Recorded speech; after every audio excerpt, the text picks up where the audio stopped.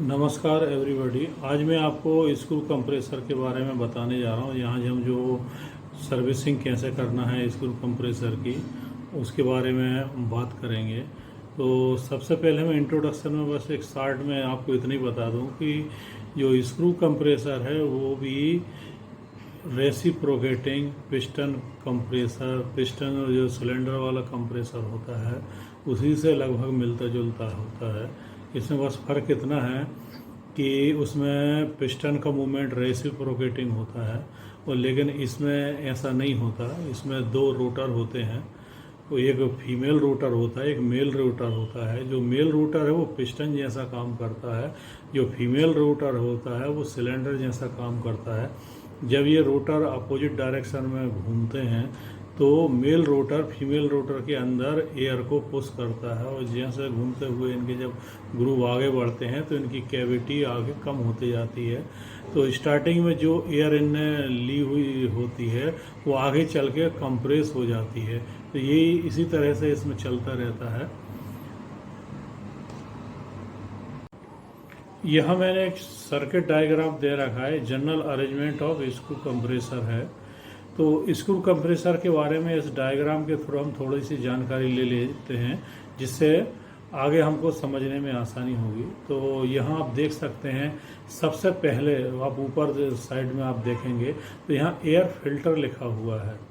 तो air filter से ही शुरुआत होती है, यहाँ से एयर जाना चालू होगी।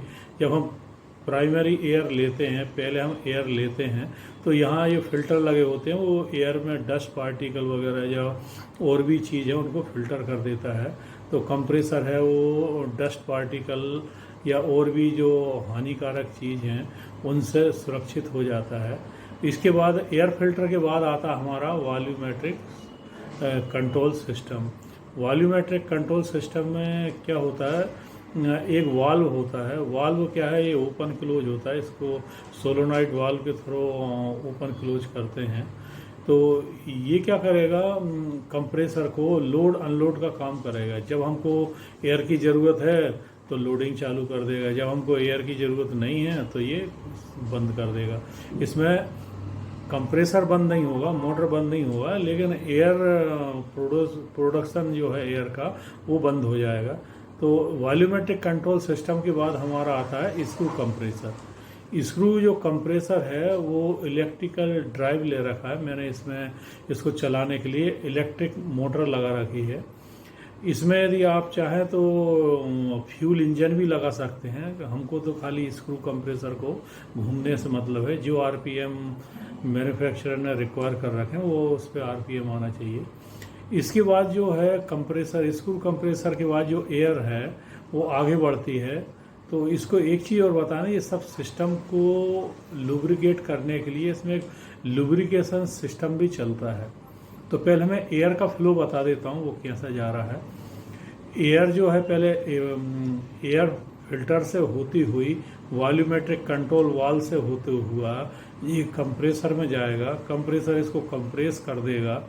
इसमें दो स्क्रू होते हैं, फीमेल एक मेल, तो वो अपना कंप्रेस कर देते हैं। उसके बाद ये आगे एयर जो जाएगी सीधा हमारा ये ऑयल सेपरेटर में जाएगी, क्योंकि इसको लुब्रिकेशन के लिए ऑयल की ज़रूरत होती है। वो एयर के साथ मिक्स हो जाता है तो उसको ऑयल को हमको सेपरेट करना होता है। तो हम इस जो एयर और ऑयल के मिक्सचर को हम ऑयल सेपरेटर में ले जाते हैं। ऑयल सेपरेटर के नीचे में ऑयल इकट्ठा हो जाता है और वो हमारा दोबारा आगे प्रोसेस में चला जाता है। अब एयर क्या होता है, एक फिल्टर और लगा होता है ऑयल सेपरेटर के अंदर, वो फिल्टर एलिमेंट होता है। वो क्या करता है और फाइन ट्यूनिंग कर देता है एयर को। एयर में यदि थोड़ा बहुत और यदि ऑयल चला गया है तो बिल्कुल रोक देता है। तो इस फिल्टर से जो ऑयल इकट्ठा होता है वो और आगे कंप्रेसर में ऑयल रिटर्न लाइन के थ्रू दोबारा कंप्रेसर में चला जाता है। इस फिल्टर के बाद क्या होता है, हमारी लाइन जो है एयर की लाइन है वो आगे बढ़ जाती है। आगे सिस्टम में एक एनआरवी मैंने दे रखा है और एक वाल्व दे रखा है। तो ये क्या मैंने सिंपल अरेंजमेंट बनाया। यदि और थोड़ा लेटेस्ट करना है तो इसके आगे और भी अटैचमेंट जुड़ जाएगा, जैसे ड्रायर है या और भी चीज़ है। तो हम अभी उसके बारे में बात नहीं करेंगे, वो हम अगले वीडियो में देखेंगे। तो यहाँ से जो बॉल लगा है, यहाँ से हमारी एयर आउट हो जाती है। अब मैं आपको इसमें समझा देता हूँ ऑयल का सर्कुलेशन कैसा होता है। अब आप देख लीजिए, कंप्रेसर से जो एयर चली है ऑयल सेपरेटर में आया है, ऑयल सेपरेटर में एक नीचे से लाइन जा रहा है, वो वहाँ ऑयल उसके बॉटम में इकट्ठा हो जाता है ऑयल सेपरेटर के। वो सीधा क्या होता है, ऑयल कूलर, आप नीचे आएंगे तो देखेंगे कि ऑयल कूलर लगा रखा है। ये ऑयल कूलर है, उसमें ठंडा पानी जाता है और अंदर से ये ठंडा पानी जो ऑयल की जो हीट है, गर्मी है, वो लेकर बाहर निकलता है, तो थोड़ा हॉट हो जाता है। उसके बाद इसमें से ऑयल ठंडा हो गया, दोबारा ये फिल्टर के थ्रू, ऑयल फिल्टर के थ्रू होते हुए हमारा वापस कंप्रेसर में चला जाता है। अब यदि हमको कभी मान लीजिए ठंडा मौसम ज़्यादा है या कुछ है, कंप्रेसर को क्या है कि निश्चित टेम्परेचर पे ऑयल लेना होता है, उससे कंप्रेसर की एफिशिएंसी बढ़ जाती है। तो यदि ज़्यादा ठंडे की ज़रूरत नहीं है तो इसमें एक बाईपास वाल्व भी लगा हुआ है ऑयल कूलर में। तो ऑयल जो है वो कूलर में ना जाकर सीधा डायरेक्ट बाईपास भी कंप्रेसर में निकल जाता है। लेकिन ये उसी समय होता है जब हमको ऑयल कूलिंग की ज़रूरत नहीं होती है। यदि कूलिंग की ज़रूरत है, टेम्परेचर बढ़ रहा है, तो ऑयल कूलर चालू हो जाता है। और दूसरा लाइन आप देख सकते हैं, सेपरेटर से डायरेक्ट चली गई है, वो कंप्रेसर के जो वॉल्यूमेट्रिक कंट्रोल सिस्टम होता है उसमें से वो होती हुई चली जाती है कंप्रेसर में, वहाँ से ऑयल चला जाता है। तो अब आप देख सकते हैं, ये मैंने दोनों चीज़ आपको बता दी, एयर का फ्लो कैसा है और इसमें ऑयल फ्लो सर्कुलेट कैसा हो रहा है। तो आइए अब हम चलते हैं अपने अगली स्लाइड की तरफ। 3 स्टेप प्रॉब्लम सॉल्विंग मेथड। इसमें स्टेप नंबर 1 है राइट डाउन प्रॉब्लम, इसमें थिंक, स्टडी, कंसल्ट है। Step 2 list of solution. Step 3 select favourite solution from step number 2 and start the work. Step number 1 write down problem. हमारी problem है how to service screw compressor. तो इसके बारे में हम think करेंगे, स्टडी करेंगे और कंसल्ट करेंगे। थिंकिंग के बारे में इतने कहूँगा, जो कंट्रीब्यूटर एलिमेंट हैं हमारे सर्विसिंग के लिए, सबसे पहले तो एयर फिल्टर है। एयर फिल्टर है वो चेंज होना चाहिए। ऑयल है, यदि हमारा टाइम पूरा हो गया है तो ऑयल भी चेंज करना है। ऑयल के लिए ऑयल फिल्टर होता है, सेपरेटर, ऑयल सेपरेटर फिल्टर होता है। ये भी यदि इनकी लाइफ पूरी हो गई है तो इन्हें चेंज करना ज़रूरी है। और होस पाइप हैं या और भी चीज़ें हैं, वो सब क्लीन वगैरह करना चाहिए। और जितना भी मशीन में इक्विपमेंट लगे हैं ओवरऑल सभी को एक बार अच्छे से सफाई कर लें, कोई भी आइटम छूट ना जाए, ये इस चीज़ का विशेष ध्यान रखना है। मोटर है, मोटर का भी क्लीनिंग वगैरह कर लें, ज़रूरी है तो उसका बेरिंग का ग्रीसिंग वगैरह कर लें।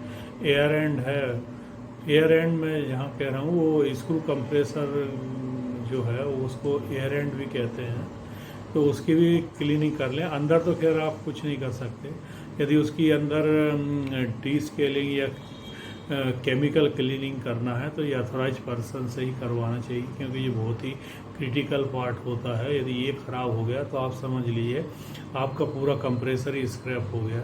तो विशेषकर एयर एंड का ख्याल रखना है। और ये सारी चीज़ें जो हम सर्विसिंग करते हैं टाइम टू टाइम, वो खाली एयर एंड की लाइफ बढ़ाने के लिए ही करते हैं। तो आइए हम चलते हैं अगले पार्ट की तरफ, स्टडी एंड कंसल्ट। तो स्टडी में यही कहूँगा कि स्टडी यदि आपको करनी है तो जिस मैन्युफैक्चरर का आपके पास कंप्रेसर है, स्क्रू कंप्रेसर है, जिसकी आप सर्विसिंग करने जा रहे हैं, उसका मैनुअल ज़रूर पढ़ लीजिए, क्योंकि मैनुअल में उनने सभी कुछ दिया रहता है, वार्निंग वगैरह, आपको क्या क्या प्रिकॉशंस लेने हैं और किस काम को कैसे करना है। तो इसको डीपली पढ़ना है, चाहे तो आप 2-3 बार पढ़ लें, जब तक समझ में ना आए तब तक आपको करना नहीं है। यदि आपको नहीं आ रहा समझ में 2-3 बार पढ़ने के बाद भी, तो आप कंसल्ट कर सकते हैं, अपने सीनियर से बात कर सकते हैं। यदि सीनियर से यदि आपको सेटिस्फेक्शन नहीं मिल रहा है तो जो मैन्युफैक्चरर है उनकी आप टीम से बात कर सकते हैं, क्योंकि मैन्युफैक्चरर भी अपनी टीम भेज देते हैं सर्विसिंग के लिए। तो आप उनको भी बुला सकते हैं, उनके साथ रह के आप सीख सकते हैं और अपनी सर्विसिंग अच्छे से कर सकते हैं, क्योंकि ये बहुत ही क्रिटिकल आइटम है। इसमें ज़रा भी आपकी गलती कंप्रेसर को ख़राब कर सकती है, इसलिए इसमें कोई भी मिस्टेक होने का चांस नहीं होना चाहिए। इस चीज़ का विशेष ध्यान रखना है। कभी कभी मामूली गलती पूरा एयर स्क्रू कंप्रेसर ख़राब कर देती है, तो वो चीज़ ना आए, इसलिए आप बहुत ही केयरफुली इसमें काम करना है। पहले तो मैनुअल पढ़ें और उसके बाद जो सर्विस पीपल है उनसे और जानकारी ले लें कि कैसे कर सकते हैं। Step number 2, list of solution. तो इस लिस्ट ऑफ सॉल्यूशन में सर्विसिंग प्रोसीजर में सबसे पहला पॉइंट है हमारा एयर फिल्टर। तो एयर फिल्टर जो है उसका क्या प्रोसीजर होगा, देखिए इसके बारे में बात करते हैं। पहला पॉइंट है stop the compressor before the start the servicing work and switch off the power supply. Second point है remove the snap clip of air filter and remove the dust trap and the air filter element from compressor. Clean the trap, discard to do scrap the filter element. Third point है हमारा fit the new element and the trap. Fourth point है reset service indicator by pushing the knob in the extremely और of the body. Fifth point है reset air filter service warning alarm.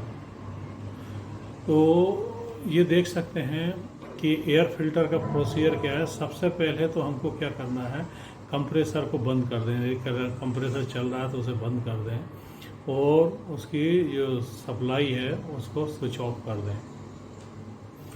उसके बाद क्या करना है, हमको जो भी है उसका फ़िल्टर प्री फ़िल्टर चेंज करना है तो उसको खोलना चालू कर देंगे। प्री फ़िल्टर को खोल के बाहर निकाल लेंगे। उसका ये जिस सेल के अंदर फिट होता है उसका ढक्कन निकाल लेंगे, उसमें से फ़िल्टर निकालेंगे। और अंदर वो सेल है उसको क्लीनिंग करके उसमें हमको फिर नया एलिमेंट है वो डाल देना है। और क्या होता है जब फिल्टर प्री फ़िल्टर चोक हो जाता है तो उसका जो इंडिकेटर है वो भी शो करने लगता है। उसको एक उस पर मार्किंग लगी होती है, वहाँ वो दिखाने लगता है कि भाई ये चोक हो गया, तो उसको रीसेट करना है।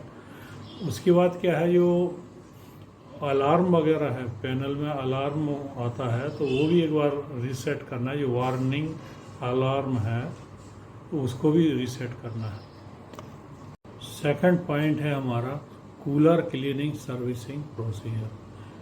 तो कंप्रेसर को ठंडा करने के लिए उसमें कूलर लगे होते हैं। कूलर दो प्रकार के होते हैं, एक तो एयर कूल्ड और दूसरा वाटर कूल्ड। तो एयर कूल्ड में रेडिएटर लगा होता है और वाटर कूल्ड में हीट एक्सचेंजर लगा होता है। तो यहाँ भी हम बात कर रहे हैं एयर कूल्ड कंप्रेसर का। तो अभी जो प्रोसीजर है वो एयर कूल्ड कंप्रेसर के लिए है। तो पॉइंट नंबर 1 है stop the compressor, close air outlet valve and switch off the power supply. Compressor को बंद कर दें और जो भी आउटलेट एयर है वो वाल्व को बंद कर दें और पावर सप्लाई भी ऑफ कर दें। सेकंड पॉइंट है cover all parts under the cooler. Cooler यदि हम सफाई करेंगे नेचुरली उसका कुछ ना कुछ डस्ट वगैरह नीचे गिरेगी, तो जितना भी नीचे पार्ट है उसको पूरा से अच्छे से ढक दें। तीसरा पॉइंट है remove the side waffle that enclose the fan compartment. Fan compartment को प्रोटेक्शन के लिए जो भी लगा हुआ है उसको खोल दें। फोर्थ पॉइंट है रिमूव एनी डर्ट और dust from the coolers by a fibre brush. Fibre brush के द्वारा ही जितना है वो डस्ट वगैरह या गंदगी जो भी लगी है उसको साफ करें। Brush in the direction of the cooling fans. Also remove any dirt और dust from the fan with a fibre brush. तो फाइबर ब्रश की सहायता से जितना भी डस्ट है वो कूलिंग फैन से जिस डायरेक्शन में लगी उस डायरेक्शन के हिसाब से उसको क्लीन कर दें।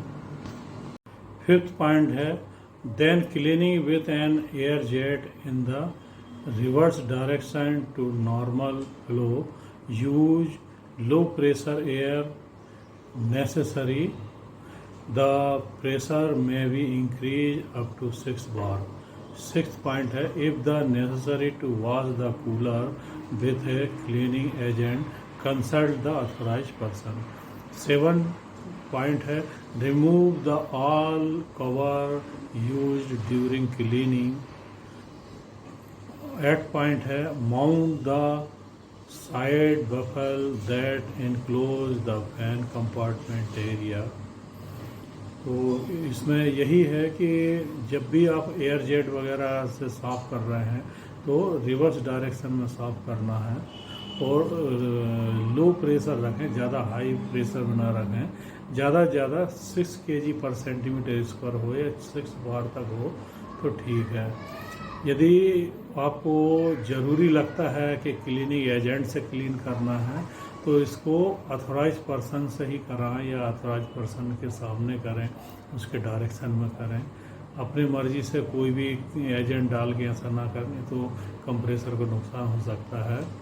और जितने भी कवर हैं सबको जो खोले गए हैं वो उनको सबको सफाई करना है और जो भी साइड बफल वगैरह है वो है खोली है तो उसको जो फैन कंपार्टमेंट का है उसको भी क्लीनिंग करके साफ करके लगा दें।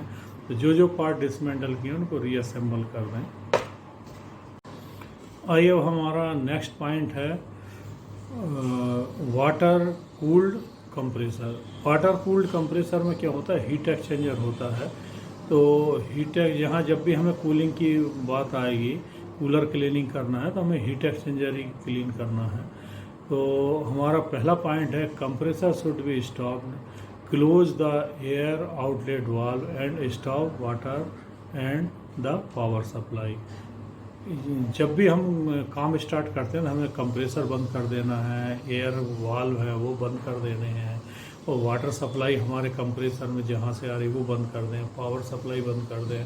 पावर सप्लाई ऑन नहीं रहनी चाहिए, नहीं तो हम शॉक लगने का खतरा रहेगा। सेफ्टी के पॉइंट ऑफ व्यू से भी अच्छा नहीं है। सेकंड पॉइंट है cover all part under the cooler. मतलब हीट एक्सचेंजर जो है उसके आसपास में जितने भी पार्ट हैं उनको सबको कवर कर दें, जिससे कि जब हम हीट एक्सचेंजर को खोलेंगे तो उसकी जो गंदगी है, अंदर की गंदगी, वो दूसरे पार्टों को इफेक्ट ना करे। तीसरा पॉइंट है remove the side cover of heat exchanger water chamber. Water chamber के लिए जो 2 कवर लगे होते हैं वाटर आने जाने के लिए, वो कवर को खोल दें। इससे क्या होगा, हमको वाटर चैम्बर जहाँ वाटर फ्लो होता है वो पूरा दिखने लगेगा और वहाँ हम सफाई कर सकते हैं। तो remove all dirt and mud from the heat exchanger water chamber and also remove all dirt और mud from the tube of the heat exchanger. तो जो हमको गंदगी वगैरह दिख रही है हीट एक्सचेंजर के चैम्बर में या उसके ट्यूब के अंदर, वो सबको हटा देना है। फिफ्थ पॉइंट है may be clean with an water jet if there is loose deposition of mud, use low pressure water if necessary, the pressure may be increase up to 4 kg per centimetre square या 4 bar. Sixth point है if it is necessary to wash the heat exchanger with a descaling chemical, consult with authorise person.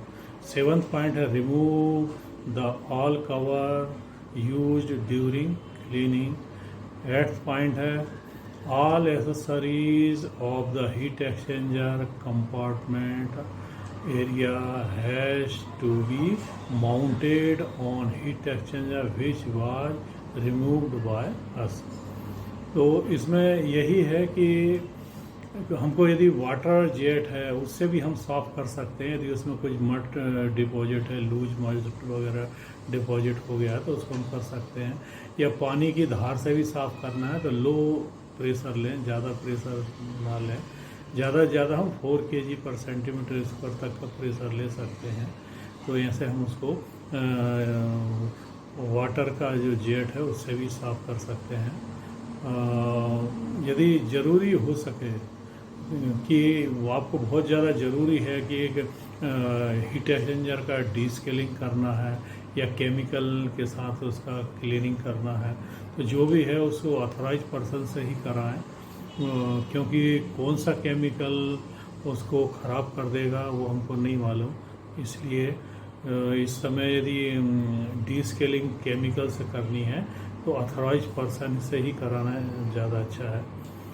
और जितने भी cover वगैरह हम खोलते हैं, जो भी आइटम हम क्लीनिंग के दौरान खोलते हैं, सबको साफ़ करके ही लगाना है। और जितनी भी एसेसरी वगैरह हीट एक्सचेंजर से खोली गई हैं उसको साफ़ करके दोबारा हीट एक्सचेंजर में लगा के पूरा आइटम फिट करके अपना काम कंप्लीट कर देना है। थर्ड पॉइंट है सेफ्टी वाल्व।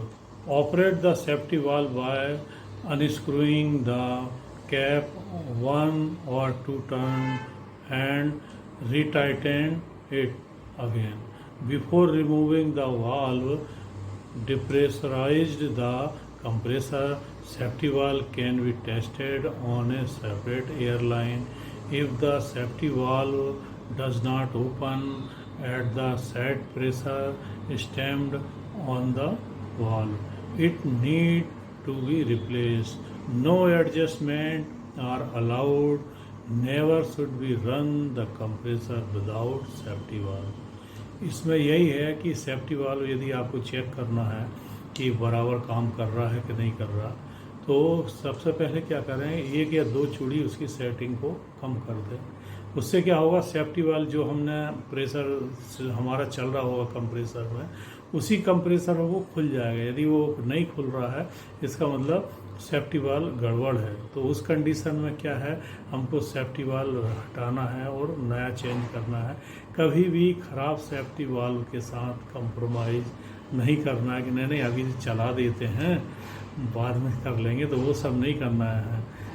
यदि ख़राब है तो आप इक्विपमेंट बंद कर दीजिए और सेफ्टी वाल्व सही लगाने के बाद ही चालू कीजिएगा। और यदि आपको डाउट है कि सेफ्टी वाल्व सही नहीं काम कर रहा है, क्या करें, तो सेफ्टी वाल्व को आप अलग से एयरलाइन में लगा के भी आप चेक कर सकते हैं, वहाँ भी आप चेक कर सकते हैं। तो काम कर रहा है नहीं कर रहा तो मालूम पड़ जाएगा। सेफ्टी वाल्व वाले केस में यही है कि जो उसका सेट पॉइंट है उसको ऑपरेट होना चाहिए और हमको हमेशा ये सब चीज़ें चेक करते रहना है। अब ये नेक्स्ट पॉइंट है हमारा fourth, oil filter and oil separator change process.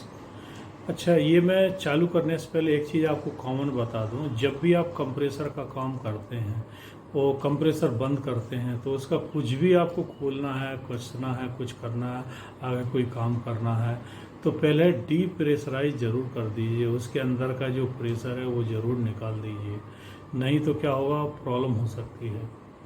तो आइए अब हम चलते हैं अगले पॉइंट की तरफ। पॉइंट 1 है emptying the oil and gas tank। Second point है vent the oil cooler residual oil। Third point है emptying the head and the residual oil in the pipeline। Fourth point है disassemble the oil filter and oil separator filter and replace from new one। Fifth point है cleaning the inner wall of the oil cylinder. तो इसमें यही है कि हमको यदि oil filter या जो भी चीज़ चेंज करना है, ऑयल सेपरेटर चेंज करना है, सबसे पहले तो हमें क्या, यदि ऑयल चेंज करना है तो पहले ऑयल को निकालना पड़ेगा। उसके अंदर ऑयल, गैस या एयर जो भी है पहले निकाल दें। तो जितने भी जगह पे ऑयल, जितनी भी वेंट लाइन है या और है उसमें कहीं ऑयल वगैरह भरा तो हर जगह से ऑयल को निकाल दें। हेड में है और जगह पाइपलाइन में है तो वो सब निकाल देना है। फिर उसके बाद क्या करना है, हमको ऑयल फिल्टर है, ऑयल सेपरेटर है, इन्हें खोल के अलग कर देना है और नए फिल्टर, नए ऑयल सेपरेटर ये सब लगा देना है। और जितनी भी उसके अंदर कुछ क्लीनिंग करने का एरिया है, कहीं सिलेंडर वगैरह है उसका वॉल क्लीन करना है, या आपका स्क्रू कंप्रेसर है उसके अंदर जहाँ भी ऑयल वगैरह गिर गया है कुछ है, या जहाँ तक हम क्लीन कर सकते हैं हमारे क्लीनिंग अप्रोच के अंदर है उतना हमको कर देना है।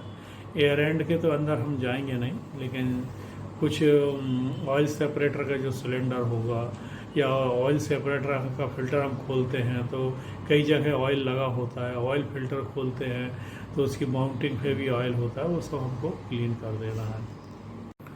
6th पॉइंट है add new oil, use special refilling tool, pump and pipe to refill to avoid new oil contamination. 7th point है start the compressor, check for leaks in the pipeline and if necessary stop the compressor immediate and repair it.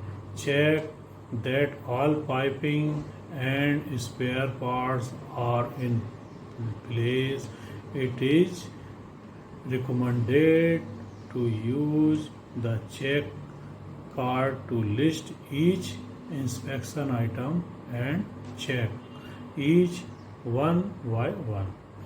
इसमें हमको क्या करना है कि जब भी नया ऑयल इसमें ऐड करना है तो हमको स्पेशल रिफिलिंग जो टूल है उनका इस्तेमाल कर लें तो ज़्यादा अच्छा है, जैसे पंप है या पाइपलाइन है, ये सब है, जिससे कि कुछ भी डस्ट पार्टिकल या और कोई फॉरेन मटेरियल है वो कंटामिनेशन ना हो, उस चीज़ का विशेष ख्याल करता है। और जब ये सब काम पूरा हो जाता है उसके बाद क्या है, कंप्रेसर को एक बार चालू करके देख ले। चालू करके देखेंगे तो आपको मालूम पड़ जाएगा कहीं से ऑयल वगैरह लीक तो नहीं हो रहा, कोई पाइपलाइन लीक तो नहीं हो रही, कोई और जगह से कहीं लीक तो नहीं है, या आपको लगता है नहीं कहीं कुछ गड़बड़ है, कुछ कमी रह गई है, तो कंप्रेसर को तुरंत बंद कर दें और चेक करें और सब कुछ ठीक ठाक करके फिर से दोबारा चालू करें। तो जो भी है आपको चेक करना है या आपकी कुछ कमी है तो एक बार जो आपने इंस्पेक्शन चेक लिस्ट वगैरह कुछ बना रखा है तो उससे एक बार एक एक आइटम करके आप हर एक आइटम को चेक भी कर सकते हैं। तो मैं तो यही कहूँगा कि जब भी आप सर्विसिंग वगैरह करते हैं, सर्विसिंग स्टार्ट करने से पहले जो जो आइटम आपको चेक करना है, क्या क्या केयर रखनी है, सबकी एक आप लिस्ट बना लें और लिस्ट में 1 बाय 1 करके आप चेक करते जाए और टिक करते जाए, जिससे कि कोई पॉइंट छूटे नहीं। तो आप जब भी कंप्रेसर का सर्विसिंग करेंगे तो चेक लिस्ट के साथ करेंगे, ऐसा मैं मान के चलता हूँ। नेक्स्ट स्टेप है मेरे step 3, select favourite solution from step number 2 and start the work. तो मैंने सर्विसिंग स्क्रू कंप्रेसर सर्विसिंग से रिलेटेड कुछ सर्विसिंग पॉइंट दे रखे हैं, तो आप देख लीजिए, आपको जो भी सूटेबल होते हैं वो उतना आप कर सकते हैं। यदि आपको इस सर्विसिंग में एयर फिल्टर चेंज करना है तो आप एयर फिल्टर चेंज कर लीजिए, यदि आपको ऑयल कूलर क्लीनिंग करना है तो वैसा कर लीजिए, यदि आप ऑयल चेंज करना चाहते हैं या ऑयल फिल्टर या ऑयल सेपरेटर चेंज करना चाहते हैं तो वो कर लीजिए, या सेफ्टी वाल्व कर लेना चाहते हैं तो एज यू लाइक, जो आपका प्लान है उसके हिसाब से आप कर लीजिए। मुझे उम्मीद है ये सब आपको यूजफुल होगा और आप जितने भी ये प्रिकॉशंस वगैरह हैं वो सब लेके अपना काम चालू करेंगे। मुझे उम्मीद है आपको ये मेरा वीडियो पसंद आएगा, आप मेरे वीडियो को लाइक करेंगे, शेयर करेंगे और हो सके तो मेरी चैनल को सब्सक्राइब कीजिए। Thank you for watching my video.